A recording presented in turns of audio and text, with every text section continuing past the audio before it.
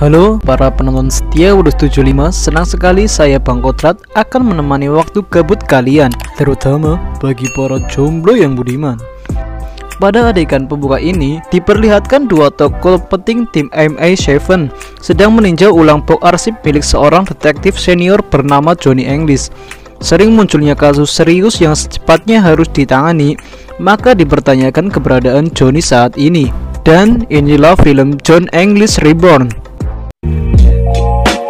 Sitting in my throne, trying to get that lazy. I'm plugging to the natural.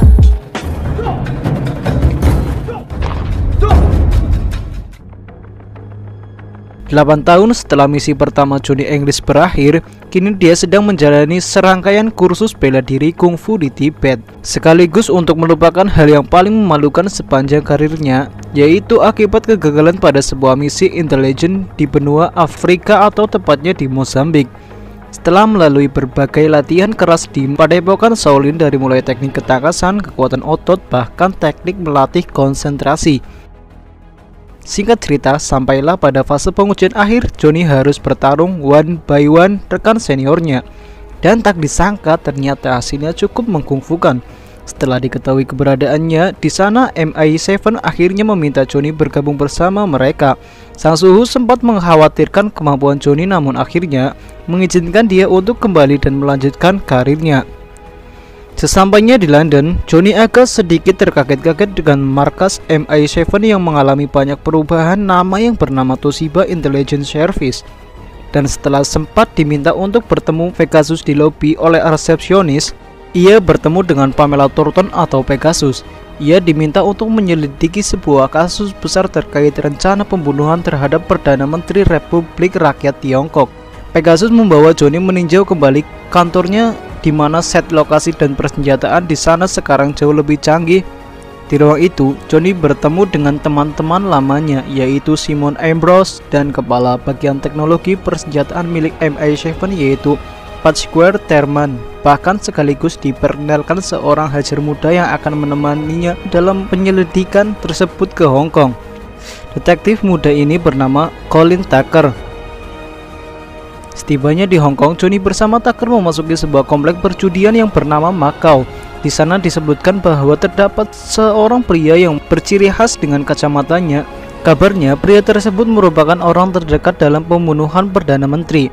Tucker sudah mendapatkan siapa orang tersebut, tetapi Johnny sempat malah salah alamat, padahal target yang sebenarnya adalah pria berkacamata di sebelahnya. Aduh, gimana sih John? Lanjut. Namun, tiba-tiba pria itu jatuh tersungkur ke meja judi dan melihatkan kode lingkaran yang bertuliskan Kolon Apartemen 12. Dari petunjuk itulah ia bertemu dengan mantan agent ICA bernama Titus Fisher, yang ternyata dia adalah salah satu anggota Vortex yang menggagalkan misinya di Mozambik. Dan dia merupakan salah satu di antara tokoh yang merencanakan pembunuhan terhadap Perdana Menteri Tiongkok itu. Sambil terus terang kepada Johnny, Titus memberikan sebuah kunci liga dan mengatakan bahwa jika salah satu kuncinya hilang, maka tamatlah Vortex. Namun Titus dibunuh oleh sniper bayaran Vortex yang menyamar menjadi OB apartemen. Sementara itu, liga tersebut jatuh ke tangan salah satu anggota Vortex. Aksi kejar-kejaran pun berlangsung sengit.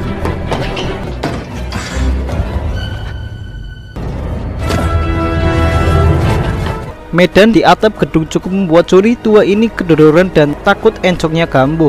Namun tiba-tiba teringat apa yang dikatakan oleh sang suhu di Tibet, pemikiran yang kuat harus terpisah dari tubuh.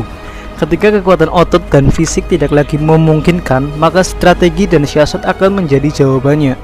Aduh, udah kayak anak sekolah aja harus menjawab pertanyaan. Lanjut. Benar saja, hal itu dipraktekkan Johnny saat pengejaran itu. Ketika targetnya bertaruh nyawa menuruni tangga bambu, maka dengan bijak Johnny memilih turun dengan lift.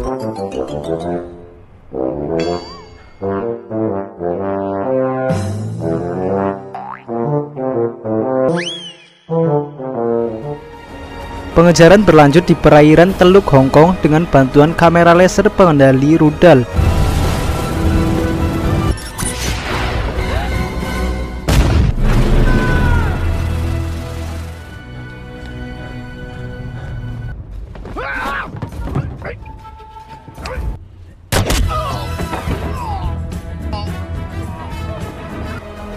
Johnny berhasil membekuk targetnya dan merebut kunci itu dari tangannya.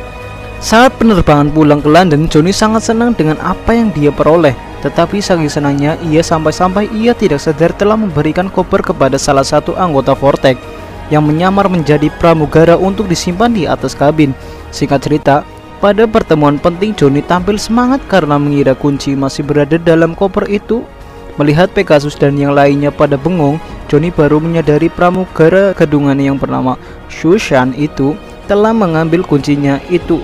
Wah, gimana sih John? Nampak kelihatan malu. Saking malunya ia merasa sang pembunuh ada dengan modusnya, yaitu bersih-bersih. Tak banyak potret lagi, ia langsung mengamalkan kungfunya dan menjatuhkan orang tua itu. Apa yang terjadi? Ternyata orang tua itu adalah ibu dari Pegasus. Hal ini Johnny seperti kehilangan kulit wajah. Udah tadi liatin koper kosong tanpa isi, dan sekarang malah nyungsepin ibu Pegasus di depan banyak orang. Aduh, gimana sih John? Belum ngopi ya? Lanjut. Untungnya, seorang wanita cantik bernama Kat Summer datang menghampiri Johnny. Kat juga yang merupakan psikolog profesional dengan bantuan kamera kecepatan tinggi, kemudian menyuruh Johnny untuk mengingatkan kembali kejadian di Mozambik dengan skill hipnosisnya. Pada kehitungan ketiga, Johnny kembali ke masa lalu, di mana ketika dia di Mozambik, ia menemukan anggota kedua Vortex, yaitu Karinko, seorang mata-mata dari Rusia, agar tidak mudah terdeteksi. Tucker mengubah nama Johnny menjadi Peter Adam, sekaligus mengatur jadwal pertemuan golf secara online antara Peter dan Karlenko. Saat bertemu golf, percakapan berlangsung serius tapi santuy.